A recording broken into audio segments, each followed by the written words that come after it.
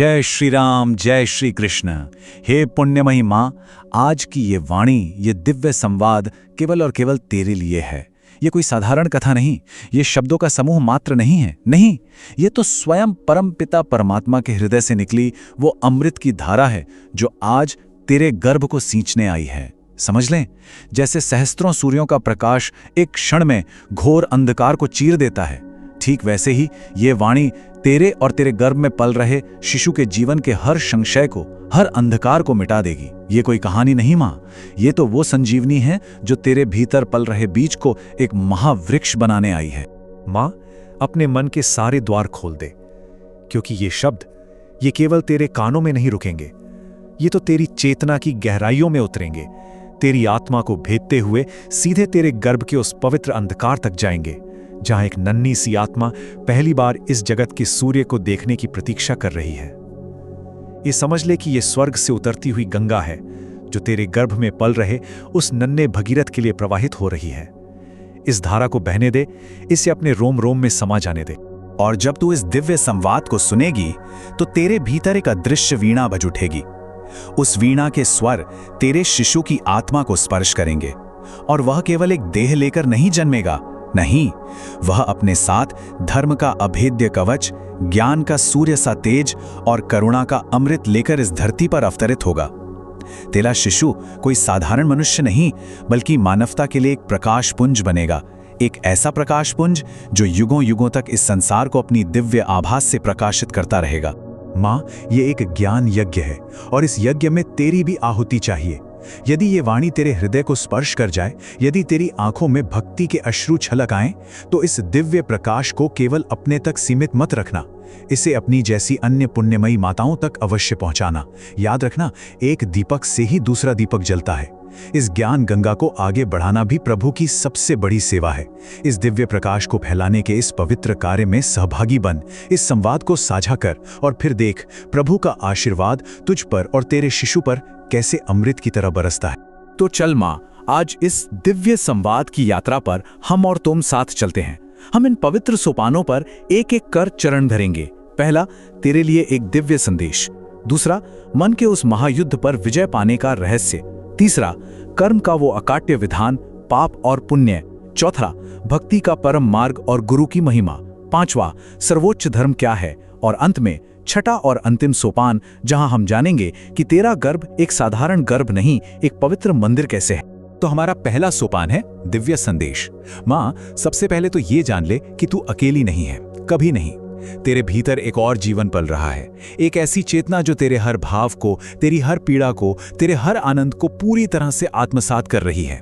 तेरी हर सांस उसके लिए एक संस्कार बन रही है और तेरी हर धड़कन उसके लिए जीवन का संगीत बन रही है। हिमा, ये बात अपने हृदय में अंकित कर ले। तेरे विचार तेरे गर्भ की मिट्टी हैं। अब तू ही बता, यदि मिट्टी में तूने क्रोध, ईर्ष्या और भय के कंकड़ पत्थर भर दिए तो संस्कार का कोमल बीज भला कैसे अंकुरित होगा। परंतु यदि तूने इस मिट्टी को श्रद्धा, प्रेम, शांति और संतोष के पवित्र जल से सींचा तो तेरा शिशु देवत्व का अंश लेकर ही जन्मेगा। याद रख, इस समय तेरा सबसे बड़ा तप, तेरा सबसे बड़ा यज्ञ, तेरा सबसे बड़ा तीर्थ केवल और केवल तेरे मन की पवित्रता है। जब तेरे विचार पवित्र होंगे तो गर्भ का अंधकार भी उसके लिए किसी मंदिर के गर्भगृह से कम नहीं होगा। अब हम चलते हैं अपने दूसरे सोपान की ओर, मन का महायुद्ध। मां, कुरुक्षेत्र का युद्ध तो फिर भी केवल 18 दिन चला था, पर ये जो मन का युद्ध है ना, ये तो हर क्षण, हर पल हमारे भीतर चलता रहता है। सबसे बड़ा युद्ध किसी शस्त्र से बाहर नहीं, बल्कि विवेक से अपने भीतर लड़ा जाता है। ये मन बाहर से कितना शांत दिखता है, पर भीतर भीतर इसमें इच्छाओं और वासनाओं के सहस्रों तूफान छुपे होते हैं। यही संशय, यही पीड़ा धर्म क्षेत्र कुरुक्षेत्र में खड़े परम धनुर्धर अर्जुन के हृदय में भी उठी थी। उसका स्वर करुणा से कांप रहा था जब उसने अपने सारथी त्रिलोकीनाथ भगवान श्री कृष्ण से पूछा, हे प्रभु, यह मन, ये तो वायु से भी अधिक चंचल है। यह एक मदमस्त हाथी की तरह है जो किसी भी अंकुश को नहीं मानता। इसे वश में करना तो मुझे असंभव सा लगता है। हे नाथ, बताइए इस मन को कैसे साधा जाए। भक्तवत्सल भगवान श्री कृष्ण मंद मंद मुस्कुराए और कहा, हे पार्थ, निस्संदेह यह मन चंचल और अत्यंत बलवान है, पर यह असाध्य नहीं है। इस मदमस्त हाथी को 5 अदृश्य जंजीरों ने बांध रखा है। क्रोध इसका मद है जो विवेक को नष्ट कर देता है। लोभ इसकी वो भूख है जो कभी शांत नहीं होती। अहंकार इसका अंधापन है जो सत्य को देखने ही नहीं देता। ईर्ष्या वो अग्नि है जो दूसरों को नहीं स्वयं को ही जलाती है। और मान अपमान की आशा वो बंधन है जो आत्मा को कभी स्वतंत्र होने ही नहीं देता। हे मां सुन, जब तू इन जंजीरों को तोड़ने का प्रयास करती है तो तू केवल अपनी आत्मा को ही मुक्त नहीं करती, बल्कि अपने गर्भ में पल रहे शिशु को भी दिव्य संस्कार देती है। जब तू क्रोध पर क्षमा से विजय पाती है तो तेरा शिशु शांति का संस्कार पाता है। जब तू लोभ को संतोष से जीत लेती है तो उसके भीतर संतोष का दीप जलता है। जब तू अहंकार को विनम्रता से झुकाती है तो उसकी आत्मा में नम्रता का संचार होता है। असली विजय वही है जो अपने भीतर के इन अदृश्य शत्रुओं पर पाई जाए। हमारा तीसरा सोपान है कर्म, पाप और पुण्य का विधान। ये वो अदृश्य धागा है जिससे हर जीव का भाग्य बुना जाता है। यही वे अदृश्य जंजीरें हैं जो आत्मा को बार बार जन्म मृत्यु के चक्र में इस गर्भ की कैद में खींच लाती हैं। कर्म का विधान अटल है मां, इससे न कोई देव बच पाया है न कोई दानव। अर्जुन के कोमल हृदय में फिर एक प्रश्न ने जन्म लिया। उसने कांपते हुए स्वर में पूछा, है करुणा निधान, ये जीव गर्भ में आकर इतना पीड़ित क्यों होता है? जन्म लेने से पहले ही ये इतना दुख क्यों सहता है? जब इसने इस जन्म में कोई कर्म किया ही नहीं तो इससे ये पीड़ा क्यों भोगनी पड़ती है? श्री कृष्ण की वाणी गंभीर हो गई। उन्होंने कहा, हे पार्थ, तू नहीं जानता, जब आत्मा गर्भ में प्रवेश करती है तो उसे अपने सहस्त्रों जन्मों के कर्म स्मरण हो आते हैं।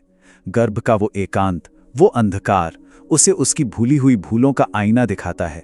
वह पश्चाताप की अग्नि में जलती है, और यही पीड़ा इसलिए है ताकि वह अपने कर्मों के बंधन से मुक्त होने का संकल्प ले सके। भगवान ने समझाया, जो व्यक्ति दूसरों से छल करता है उसे खंडित और अपूर्ण जीवन मिलता है। जो गुरु और माता पिता की अवमानना करता है उसका अगला जन्म अंधकार और अज्ञान में बीतता है। जो पराई स्त्री पर कुदृष्टि डालता है वह घोर नरक का भागी होता है। परंतु जो भूखों को अन्न देता है उसका अगला जन्म ऐश्वर्य और रूप से भरा होता है। जो रोगियों की निस्वार्थ सेवा करता है उसे दीर्घायु और आरोग्य का वरदान मिलता है। पाप आत्मा को नीचे गिराता है जबकि पुण्य उसे परमात्मा की ओर ऊपर उठाता है। हे मां सुन, तेरा शिशु अपने पूर्व कर्मों का बोझ लेकर तो आया है, पर तू उसकी रक्षक बन सकती है। यदि तेरे हृदय में सत्य का वास है, यदि तेरे हाथों से पुण्य कर्म होते हैं, यदि तेरी वाणी में मिठास है, तो तेरी यह पवित्रता तेरे शिशु के लिए एक अभेद्य कवच बन जाएगी। तू अपने गर्भ को उसके पूर्व कर्मों की पीड़ा का नहीं बल्कि साधना और शुद्धि का स्थान बना। तेरा हर एक शुभ विचार तेरे शिशु के लिए गर्भवास की पीड़ा को सहने की शक्ति बनेगा। और अब हम अपने चौथे सोपान पर है, भक्ति का परम मार्ग। कर्म के इस अथाह सागर को पार करने का यदि कोई सेतु है तो वो है भक्ति, और इस सेतु तक ले जाने वाला यदि कोई है तो वो है गुरु। इस सृष्टि में यदि ईश्वर से भी कोई ऊंचा स्थान है तो वो गुरु का है, क्योंकि गुरु ही अंधकार में डूबी आत्मा को प्रकाश का मार्ग दिखाता है। अर्जुन की आंखों में गहरी श्रद्धा और जिज्ञासा उमड़ आई। उसने हाथ जोड़कर विनम्र स्वर में पूछा, हे प्रभु, सच्चे गुरु का स्वरूप क्या है? हम उसे कैसे पहचाने? और क्या बिना गुरु की कृपा के भी आत्मा इस भव सागर से मुक्त हो सकती है? श्री कृष्ण का दिव्य स्वर गूंज उठा, हे पार्थ, गुरु केवल वो नहीं जो शास्त्र पढ़ाए या मंत्र दे। नहीं, सच्चा गुरु तो वो है जिसने अपनी इंद्रियों को पूरी तरह वश में कर लिया हो, जिसने मोह माया और अहंकार को जड़ से उखाड़ फेंका हो, और सबसे महत्वपूर्ण, जिसने स्वयं उस परम सत्य का अनुभव कर लिया हो। वो दंड से नहीं, कृपा और करुणा से सिखाता है। स्मरण रख पार्थ, गुरु कृपा के बिना कोई भी साधना, कोई भी यज्ञ निष्फल है। गुरु की सेवा करना ही साक्षात नारायण की सेवा है। गुरु का चरणामृत ही वो तीर्थ है जिसमें स्नान करने से आत्मा पर लगे 84 लाख योनियों के कर्म बंधन तक कट जाते हैं। गुरु का एक दृष्टिपात ही आत्मा को मुक्त करने के लिए पर्याप्त है। हे मां, इस समय तेरा शिशु तेरी शरण में है, वह कहीं और नहीं जा सकता। इसलिए तू ही उसकी पहली गुरु है। तेरा आचरण ही उसकी पहली शिक्षा है। तेरी भक्ति ही उसकी पहली दीक्षा है। यदि तू सत्य, धर्म और ईश्वर में स्थिर रहेगी तो तेरा शिशु जन्म से ही संस्कारी होगा।